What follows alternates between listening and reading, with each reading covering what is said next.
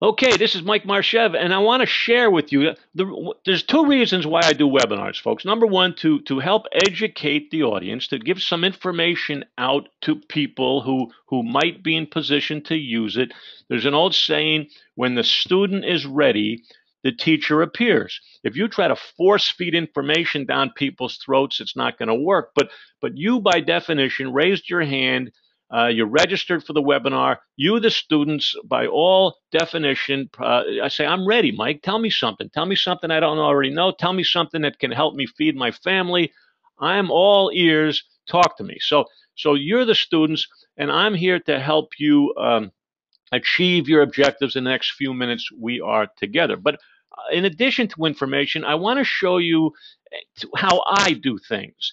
And I'm a lot like a lot of you, and that's small business people, sometimes home based. I'm home based. I have been for 30 years.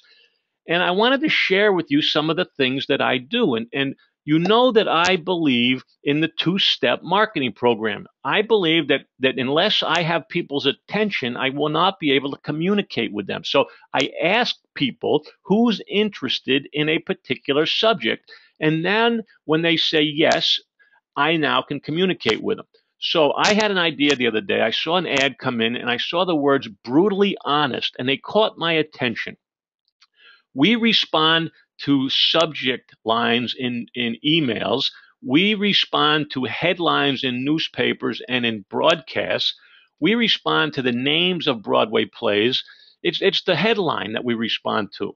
So this headline that said brutally honest, my eyes went right to it, and I said, now that is a pretty cool headline. I'm going to use that and see if I can get people's attention. And lo and behold, it did. People want the truth. People want honesty. And brutal is just another word of saying this is the real deal. Brutal honesty about what? Brutally honest about something you're interested in, and that is building your business. So I tested the headline and it worked. So, lesson number one today: think hard about your email subject lines. Think hard about your headlines, because when you're trying to get people's attention, that is what they're going to respond to. Not, hi, I'm Mike. I'm a neat guy. Why don't you give up an hour of your life and come listen to me? It's not going to work. So I also mentioned that you better bring your thick skin with you today.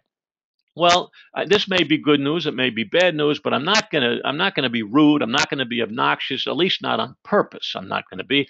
I'm going to try to share some information with you that some of you, so I don't know you, I don't know who's on the line. Some of you really need this information. I think personally, I think you all need to hear it again. But too often we want to hear what we want to hear, and we don't get what we need to hear. Call it political correctness, call it whatever you want. I think what the world needs is a whack in the head. I think somebody's got to stand up and tell people exactly what they need to hear. I don't want, if you want somebody to love you, there's an old saying: if you want somebody to love you, go buy a dog, right? If you're hiring a marketing consultant or a sales consultant, he's going to tell you what you need to hear. And it could hurt, and it could bruise you, and it could make you cry. He doesn't care. I don't care. But if it connects, if it helps you feed your family, you don't care who I am. You care about your family. If what I say helps you think straighter, focus on what it is you're trying to do so that your family can eat better, so your family can enjoy life better, then that's what we're talking about. We're going to be brutally honest about what's important to you. Now, before I get off this slide, I want to say it again. If you're on the telephone, the default number that you registered for was a Canadian number starting with the area code 647. If you live in the United States, I want you to hang up if you're using the telephone and dial 312-878-0511. Most of you are listening through your computer speakers. If you're on the phone, please use the US phone number, and there it is there. Okay, so Many of you aren't going to like this. Okay, I can't help that. It's not like I've charged you $1 million to listen in, so I'm not going to feel like I'm cheated you. Many of you aren't going to believe this. You're not going to want to believe what I'm going to say, but most of you, if not all of you, need to hear what I'm about to share with you, and that is according to the gospel of Mike. That's all I know. All I know is what I know. It's 40 years of, I'm 60 something years old. I'm a fossil. I'm an old guy, but I've been around the bases a few times, and I think I know what I know, and I'm going to share it with you. And right out of the blocks, the secret formula, folks, don't make it complicated like this young lady is doing with signs and cosines and underlines and bink, bada bink, bada bink. Select the target. Decide what it is you want to do. Decide who it is you want to do business with. Decide what the target is. And then choose your marketing weapons. There's a million of them. You can use emails. You can use sales letters. You can use seminars. You can use open houses. You can invite people to your place of business. You can have all kinds. You go trade shows. It goes on and on. Choose your marketing weapon after you've selected your target, and then and within your budget, within your time constraints, and within your personality. Don't pretend you're somebody you're not. Go with your strength, and then execute your plan of attack. Execute. Now, I can't tell you how many people in my live seminars I said, who would you like to meet? And they raised their hand. Brad Pitt. Would you really like to meet Brad Pitt? Yeah, I'd love to meet Brad Pitt. Would you really like to meet Brad Pitt? Yes, I really, really, really, really would like to meet that guy. So then my next question is, well, what have you done about it? And their answer, of course, is nothing. We have dreams. We have wish lists. We have bucket lists. We know enough. We're smart. We do those things. But to have those is one thing. We need, in the year 2013, I'm going to date this webinar today by saying that, we need to do stuff. That's what we need. That's what you don't do enough, folks. That's the problem. You don't do enough. You think you do. You go home tired. You pat yourself on the head. You pour yourself your gin and tonic. You don't do enough. That's why you're not more successful. It's not because you're not a good person. It's not because you're not smart. It's not because the industry doesn't work. It's not because you don't have good products. You have all of that. You just don't do enough. Now, that's one snag. The other snag is, and remember, I'm shooting from the hip here. I'm not here patting anybody on the head today. And the other thing is, not enough people know you're alive. How can they possibly do business with you if they don't know you're alive? They can't. They won't. It'll never happen. You need to become more visible in your marketplace to more of the right people. And you got to do something to make that happen. There comes the definition of work. It's not hard work, it's activity to get more people to know you're alive so they will then have a choice to either use your services or not. This email came in from a client of mine, a part of the inner circle, and I want to share it with you. And notice your eyes went right down to who were the duds. Well, I'm going to show you who the duds are right now. And let me tell you something, folks. And oh boy, this is going to. I hope no one hangs up on this. I hope nobody hangs up on this. But you happen to be in one of the greatest industries there is. You're not selling root canals, folks. You're not even selling bicycles, which are pretty cool, or bowling balls, or golf balls, or reams of paper. You're not doing that. You're selling travel in the world, from cruises to tours to the world is the greatest place there is. There's no better place than the world, and that's your business. And everybody in the world has a reason to talk about what you do. It's a perfect situation. But that being said, and I can say this because I've been in your industry for 40 years, or how it seems like 40 years, 84. Whatever, you do the math. I'm not going to do the math.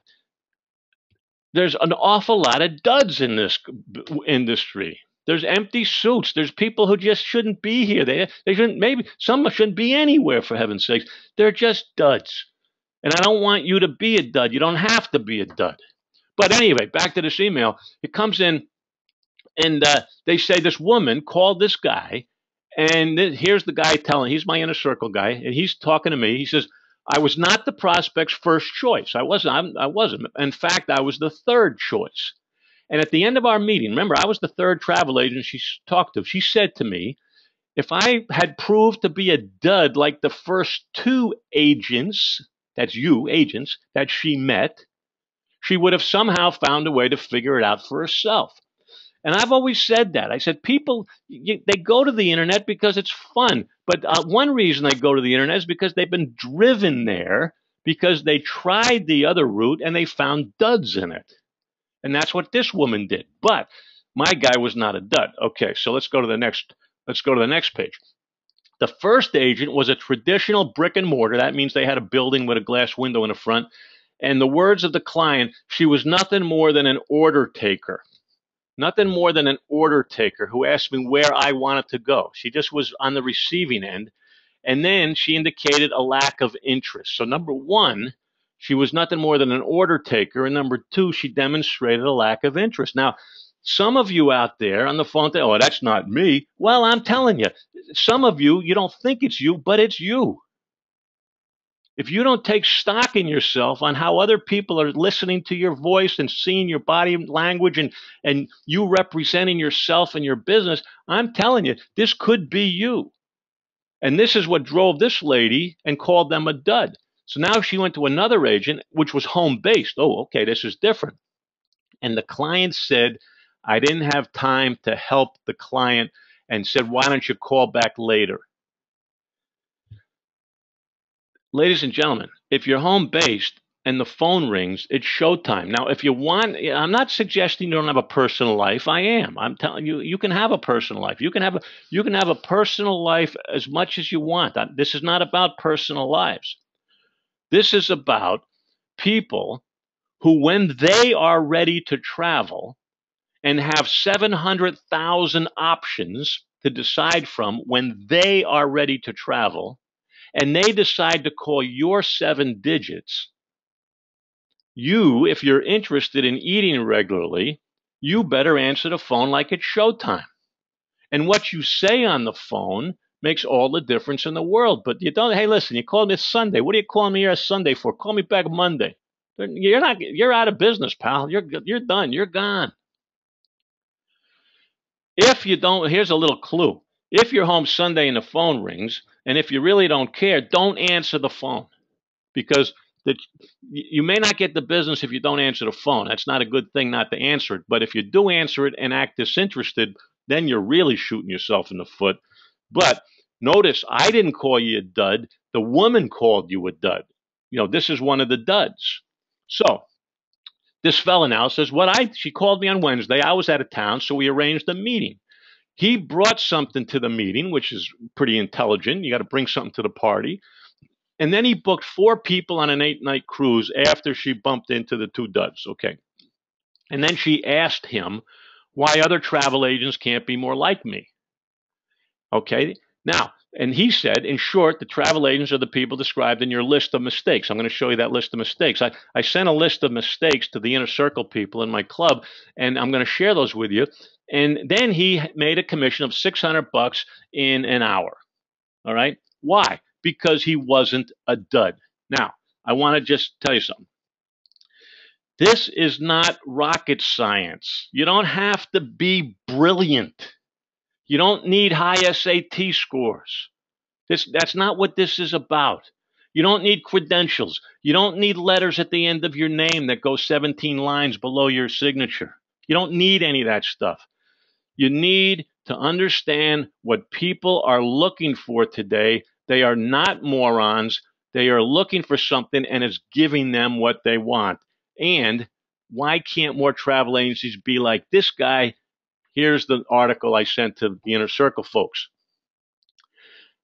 This was about an interview people looking for jobs. And that's what you're doing. You're interviewing for a job every time you talk to a client. Failure to make eye contact, 72%.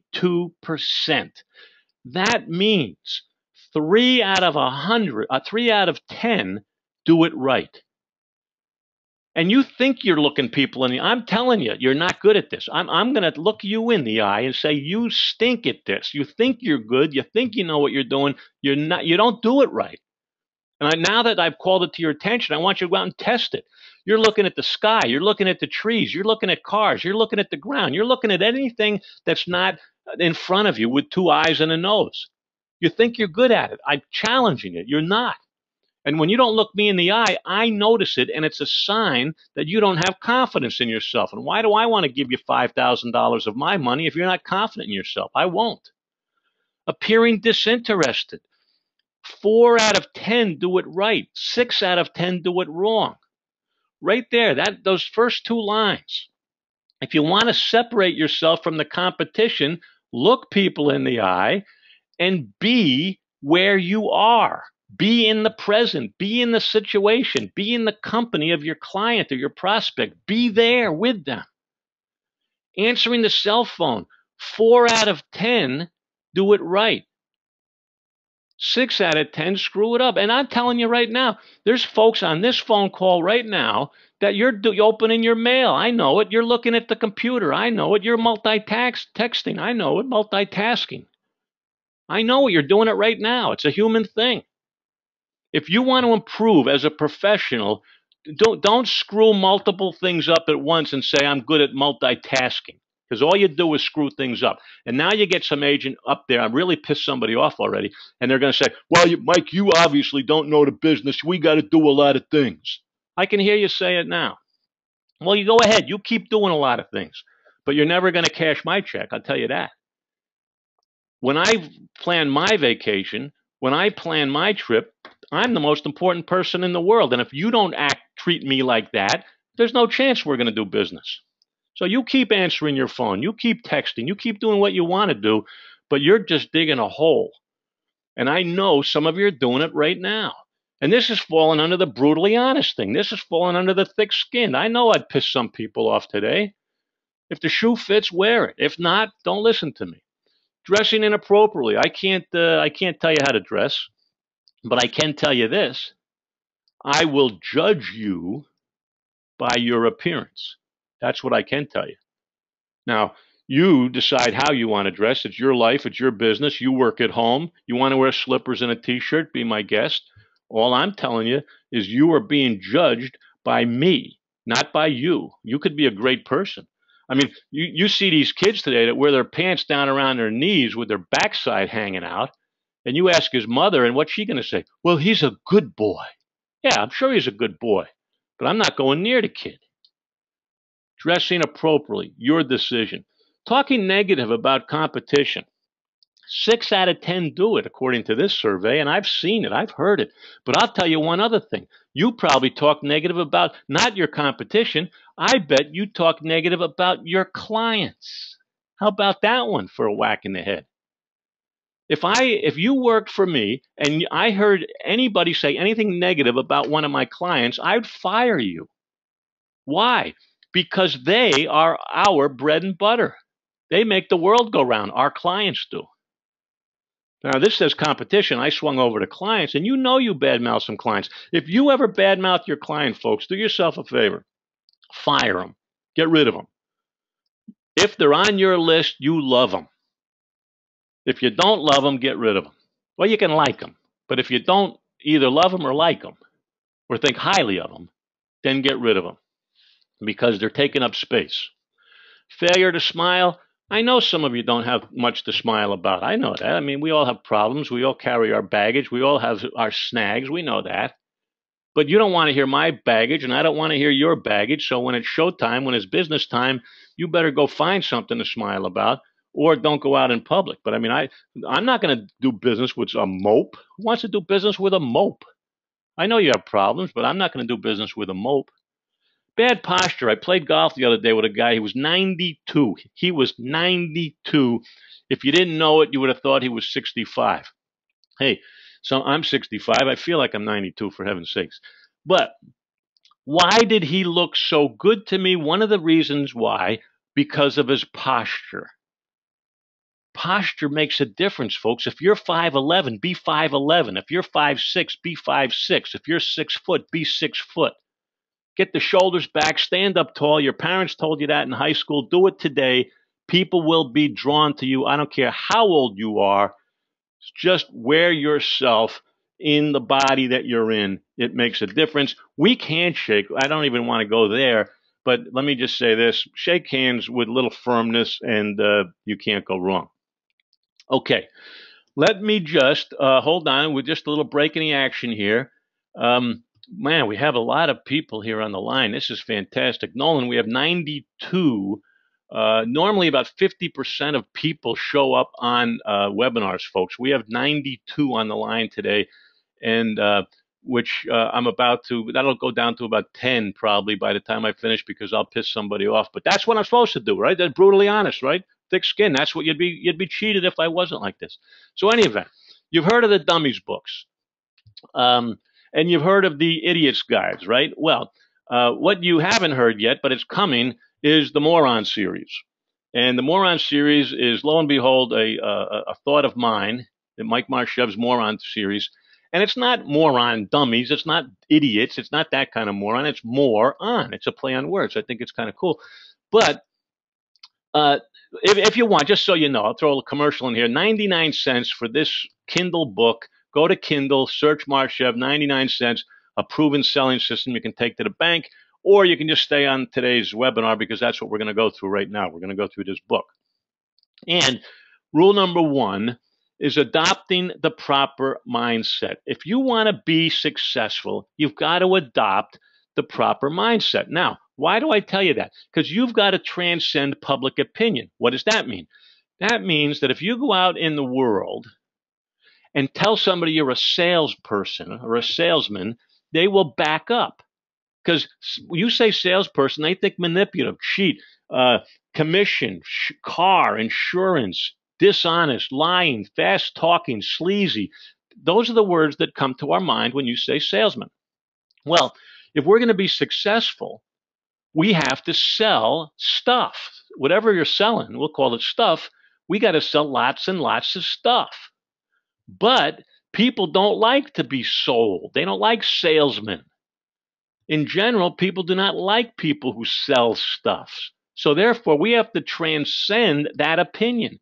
And if you don't think that the world has a negative opinion, just as a general statement of salesmen, salespeople, then I don't know what to tell you. I think you've been living under a rock all your life. Because we do. We think that they're going to say, you go into a store, can I help you? No, I'm just looking. We got that knee jerk. No, stand back. Get away from me. I'm just looking. So what do we do? What do we do? Well, we go in with the proper mindset. And the answer is don't be pushy. Don't be arrogant. Don't be manipulative because you're not. Don't be aggressive or deceitful or dishonest or self-serving. Don't be any of those things because that's what people think you're going to be. But we're going to fool them. We're going to flip them. We're going to become cool people. And we know that when I go approach a person, we're smart enough to know that there's three questions that go through that person's mind. They say to themselves, hi, this guy's name is Mike Marchese. What's Mike Marchulki? What's his name? Mike Marshev. Oh, yeah, that's it. Can I trust this guy? That's the question. Can I trust this guy they call Mike? Number two, does he know what he's talking about? And number three, does he care about me? Can I trust him? Does he know what he's talking about? And does he care about me? Those are the three questions. When we address a prospect or a suspect or even a client, we have to address those because your competition doesn't. They don't know third base from the dugout. They don't know what's going on. But you do because you're on this seminar today. Can I trust this person? Well, one of the signs of not trusting people is shifty eyes. So we'll go back to the eye contact. Look people in the eye when you talk. Be interested. Don't look like you're trying to hide something. Look at them. Know what you're talking about. If you don't know, don't guess. Find out. I don't know the answer to that. Maybe I should. Let me go find out for you. But don't guess because if I catch you wrong in a guess, your credibility's gone. And do you care about me? Stop talking about you. I don't care about you. I care about me. When you get me talking, I like you better. So, to show that you care about people, get into their world. How did you get into that business? How many kids are in your family? Why did you pick that kind of dog? Just get into their world as best you can, and they will like you. Can I trust you? Do you know what you're talking about? And do you care about me? Let's move to rule number 2, understanding how things don't work. Growing your business involves a process. It's not the biggest slur I've heard in 40 years, because I'm a salesman. I'm happy to be a salesman. I've fed my family. I sell stuff. Okay. But as you see but the key, the secret is stop trying to sell stuff. That's what you don't try to sell it. It really gets purchased. It gets bought. You don't sell it. But any event, it's a process. And the biggest slur that I've heard over the years is when people, and you've heard it, I know you've heard it, people come up and say, Mike, you ought to be in sales. You have the gift of gab.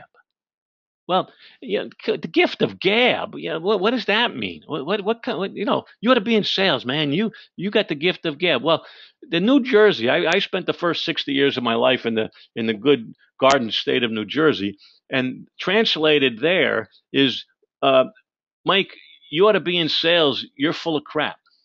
That's what they're really saying. I mean, we're not gift of gab. I'm here to help you make better travel decisions. I'm not here to sell you anything, because you don't want to buy anything. You don't. Well, you want to buy it, but you want to buy it at your terms. You just don't want to buy it because I'm going to sell it to you. So, a very, very important point. Stop trying so hard and start meeting people and finding out how you might be able to help them. Rule number 3 is to practicing differentiation. You must understand that people are made up of just 2 groups. This is going to simplify your life, folks. 2 groups, 7 billion people, 2 kinds of people. People you can help and people you can't help. There it is, the whole world. You have got to let people eliminate themselves from the buying equation if that's what they insist on doing. You have to let them eliminate themselves from the buying equation if that is what they insist on doing. You can't be all things to all people. There's people you can help and people you can't help, and that is the end of the story. And your job is to simply get up and find more people that you can help. And then rule number 4, developing the correct strategy. See, you don't have a strategy when you meet people, and I want you to have a strategy when you meet people. The people who have a strategy are the ones that are going to become better off as a result of having a strategy. There you go. And when you approach a new person, a new introduction, if you will, you have a strategy. And there's only 3 things that can happen when you meet people for the first time. And the first one is you can make people feel better having met you. You're strangers at 1 o'clock, and after 10 minutes past 1, they know who you are, and you can make them feel better that they just met a cool person. Option number 2, you can make them feel worse that they just met you. That is an option. And obviously, the third option is they just feel neutral. You didn't make an impression, or you didn't get anybody upset, or nothing happened. It's just kind of a middle ground.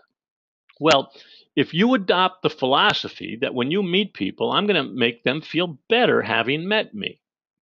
And there's only a couple of things you can do. And one of them, which I'm going to repeat this again, is stop talking. Get them talking. The more they talk in your presence, the more they will like you. I mean, it's as simple as that. And if you show an interest in them, in what they have to say, in their history, in their work, if you show an interest in them, they will like you. And there's an old saying, to be interesting, you first have to be interested. Interested. If you're interested in them, they will think you're interesting. See how that works? It's a funny thing. So we have to make people feel better having met you. But here's the rub. The world is full of people.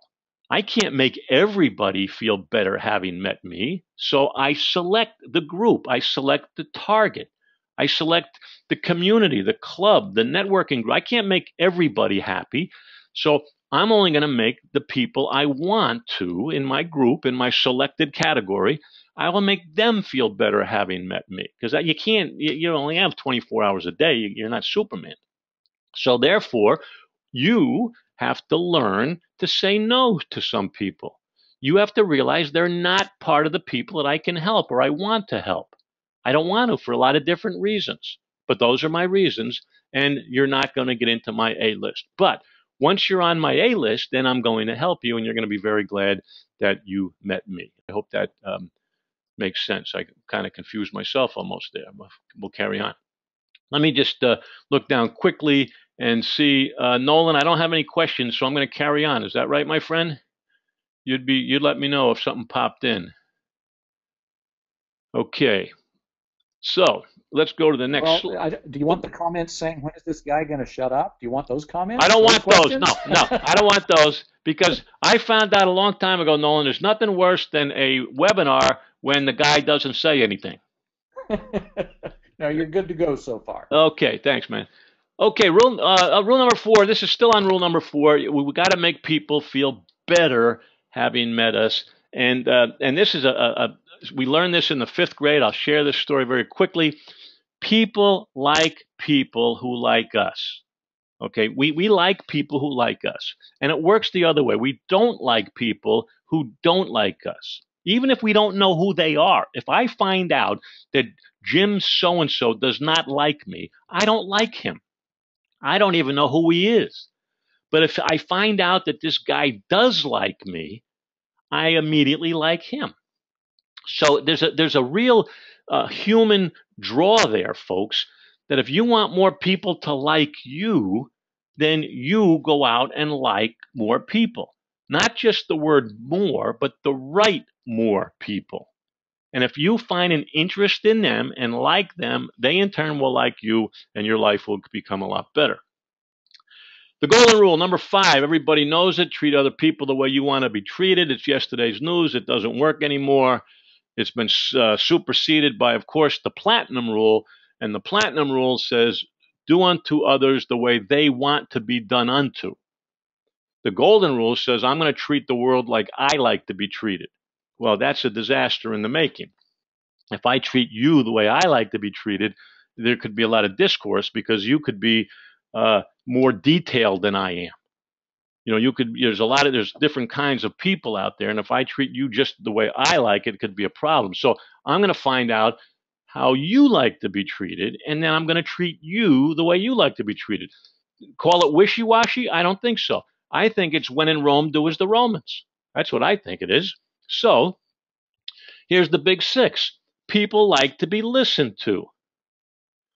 Don't interrupt people. Let them finish their sentence. Look them in the eye. Be interested. People like to be appreciated. People like to be felt that they're important. They like to be looked at. They like to be made comfortable. And they like to feel welcome. And a lot of times we don't. That guy said earlier in that email that someone walked into the brick and mortar and they didn't even stand up to greet him. Do you think that made him feel welcome? I don't think so. You make people feel welcome. And then here's one on that. Applaud people. People, everybody, every single person in the world needs. They want it and they need it. They need applause. They need to be appreciated and to know that what they're doing is worthwhile. Everybody does. So you can't demand applause, although you need it. You know how good you feel when somebody says, man, that was the best vacation I ever took. Thanks so much. It couldn't have worked without you. You know how you feel. Well, as an assignment, I want you to start looking in your world for more reasons to applaud people because they need it. And trust me, when you go out of your way and tell a waitress or a waiter or a busboy or a woman who cleans your room at the hotel or even the counter person, you tell them what a great job they're doing, you watch their smile. You watch it. And you know what? They're bringing that home with them. And their whole family's going to benefit from that. Applause, the big 6, very, very important because that's what people want. So that's what you can give them.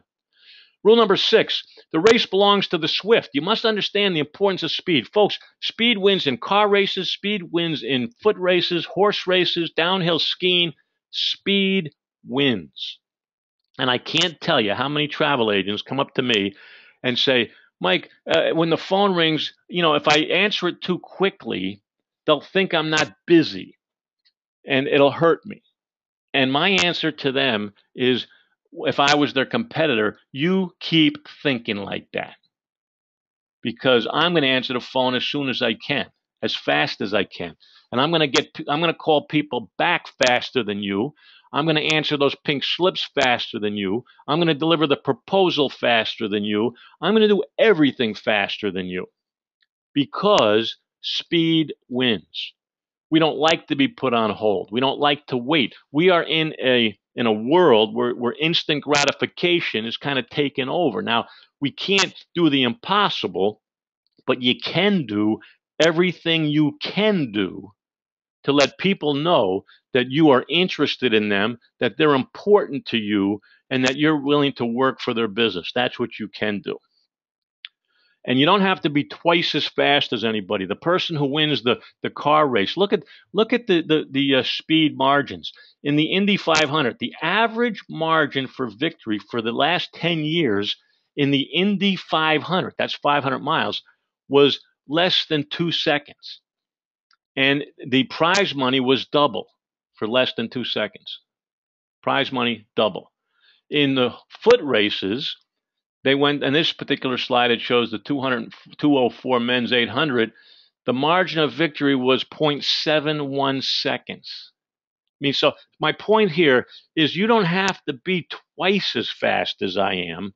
You just have to be a little bit faster. So I want you to think about different ways in your life, in your business, in your organization, be it one person or 30, I don't care, how you can speed up a little bit without screwing up. I mean, we don't want to speed up to the point of ridiculousness. We don't want to make mistakes because of speed. But just know that the fleet of foot wins, and I'll argue that with anybody. Rule number 7: target marketing. It goes back to picking your target future, like your future depends on it, because it does. Is that I am going to, you tell me what you want to do, and we can get it. It sounds stupid. You tell me what you want, and we can do it. Period. You tell me who you want to do business with, we can do it. I know we can. Who do you want to meet? I can get you that introduction. Now, it's not going to be fast. It's not going to be by noontime today. It may take time. It may take a lot of time. But once we commit to what it is you want to get done, I'm telling you that you can do it. Now, if you don't have the tools, you got to get the tools. If you don't have the contacts, you got to get the contacts. If you don't have the technology, you got to get the technology. But that being said, you can do it if you want to do it. And our problem, I think, as small businesses is probably, let me see if I can say this right, I'm going to call it the shiny bauble syndrome. We bounce around a lot. We try something, doesn't work. We try something else, doesn't work. We go over here, we go over there, we try that, we try this. And if we just focused on a few things and not multitask and really focus, you'll get it done. I know you can. So anyway, rule number 7 is target. Number 8 is emotional intelligence. Now, you have to understand that some days are better than others. Hey, let me rephrase that. Some days are a lot better than others. Let me rephrase that. Some days really stink. I'll say it another way. Some days you want to quit. Some days you don't want to get out of bed. Well, my answer to that, and I was having this conversation earlier with Nolan, we really were, is sometimes it's just not working. So what are you going to do? What are you going to do? Life is a sine wave, folks. You're going to go up, you're going to go down, up and down. If you haven't looked at the book, Oh, the Places You'll Go, you don't have to even buy it. You can get it at Barnes & Noble for less than $20, but go to YouTube. Go to YouTube and search Dr. Zeus, Oh, the Places You'll Go, And I think Lithgow, one guy, he reads it to you. But go read that book, and all it reminds you is that it's a sine wave. If you're going up, folks, you're gonna come down soon. Forget about it. You're not staying up there. You go up, you're coming down. But conversely, if you're going down and you don't quit, you'll be coming up again. Life is a sine wave, up and down, up and down, up and down. So, All the Places You Go is a good book to remind you of that. And when something like that happens, I call my mentors. I call my two guys, my guys in the bullpen, Stuart Cohen and Nolan Burris. I call them up when my batteries are going down, and vice versa. They'll call me up. You all need somebody to go to. You can't do it alone. It's too tough because you're in a sine wave. And all you need, see, life is like the game of golf. I love this. It's that you play golf and you play life. But you hit a golf shot, boy, this game stinks. And you hit another shot and you do it wrong, boy, this game stinks. I hate this game. Hit another shot, I hate this game. Well, all of a sudden, by accident, you hit a shot the way it's supposed to be hit, and what do you say? I love this game. And you've got all the energy in the world, and you're walking out in the sunshine, and life is grand again because you just hit 15 lousy shots and one good one. Well, business works the same way. It doesn't always work right, but when it does, it'll lift you right up again. So, in addition to calling mentors, make more phone calls. Call your clients, call your friends. Go do something, hit a couple of singles, and you'll be back in the game. Number 9, the value of nonstop activity. Now, this is not stupid activity. Nonstop stupid is stupid. But consistency and persistence is good. And this is not my picture, but I just paved my driveway in upstate New York, and I swear one of these things popping up in my driveway. Now, you might call it a lousy paved job, but I call it a pretty damn strong dandelion. But I've seen this happen on asphalt, and it's just a picture of saying that a little bit, a little bit, a little bit, a little tweak, a little left, a little right, you find an opening, and bingo, you hit daylight. Persistence, folks. You got to do something every day. Not 200 things. You're not going to do 200 things.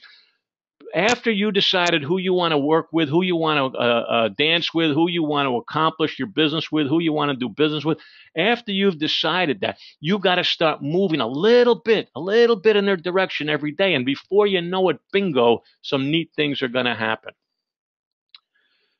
All right, so that's number 9. Number 10, oh, look at this guy, a big phony. People can tell when a dog is frightened of it. I've tested that in 18 countries so far. People can tell a dog can tell. Let me say that right. A dog can tell, a dog can sense if a person is frightened of the dog when the dog comes into the room. Everybody agrees with that. I think I said it right. Well, people have the same built-in meter. I can tell if you're not happy with your family, if you're not proud of your children, if you don't like your job, if you don't think highly of your boss. I mean, you're just telling people that you're not that good. And phonies in sales and marketing, we can tell when you're full of baloney. So how do you remedy that? Don't be. Be yourself. Be genuine. Isn't that one of the neatest words I've ever heard was be authentic. Be authentic. Be you. Not everybody's going to buy your act. Not everybody's going to like you. Not everybody is going to go give you business. But all you can do is be you. Be authentic. Be genuine. Be honest. Be a hardworking person. Have a sense of humor. Target. Pick your weapons. Work your plan of attack and do it over and over, knowing that every day is not going to be a good day. Having emotional intelligence. I mean, that's calling your mentors, calling your fans. That's what it is. With speed, that's how you're going to succeed today. And when you get to the end of the line, you're going to say, that was a great ride. I enjoyed it. And that are the 10 lessons that can be found in the new Kindle book. Now, let me see. And the passion. If you want to be successful, something, you got to be passionate about it. Well, I don't want you passionate about travel. I don't want you passionate about cruising. I don't want you passionate about Italy. I mean, that's just your personal likes. What I want you to be is passionate about helping people. There's the key. There's the answer. If you Because people is your business. Italy's not your business. People is your business. And if you're passionate about helping people make the right decisions when it comes to leaving town, you're going to do just fine. And people are going to appreciate that passion for helping people. I'm not here to sell you. I'm not here to overcome your objections. I'm not here to upsell you. I'm not here to close you. I'm here to help you make better travel related decisions. That's what you do. And once you adopt that mindset, things are going to be okay. Now, what you're on today is, let's call it a conference call. Let me see, let me get a number. I'm going to hit this button up here. There's 99 people on the phone right now, okay, listening to me talk about a certain topic. All right, 99. We can consider, let's give them a label. Let's call them prospects. Okay, I have a bunch of clients on the line, but let's call the line prospects. Well, what's stopping you from doing the exact same thing that I did? Don't tell me it doesn't work, because it works. And I'm going to give you a little clue and a little hint here in a minute. If you go to this website, www.freeconferencecall.com, you can register free of charge for what's called a bridge line. It's a telephone line where multiple people can call in like this. Let's assume, I'm just playing a game here. Let's assume that you do that, and then you invite, like I invited you to this meeting, you invite people to a Tuesday night call at 7 o'clock, where you are going to be interviewing a client of yours who just got back from the Amalfi Coast in Italy. And you're going to ask them what they liked, disliked, what they would do, what they didn't do, how far it is from Italy, how they took the train, whatever it is. You're going to interview these people, and you can invite your audience in to listen to your phone call. And that's Tuesday night. You can do that. And don't tell me it doesn't work, because I got 90 people listening right now. Or you can invite that same group of people of yours and say that I'm going to be on the phone Tuesday at 8 o'clock to answer any of your questions that you may have as it pertains to travel. In other words, you offer a free Q&A session with your targeted group. Now, with this, I'm not selling the service. I'm just telling you how this is what I do and this is what you can do. You then record that session, because you hit a button on free conference call and you can record it as an MP3 file. So now, a month down the road, and somebody says, I'm thinking of going to the Amalfi Coast, Mike. And I go, oh, that reminds me.